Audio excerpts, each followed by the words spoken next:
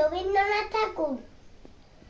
আমার যেতে ইচ্ছে করে নদীর তীরে ওই পারে, যেথায় ধারে ধারে বাঁশের খুঁটায় দিনে নৌকা বাঁধা সারে সারে।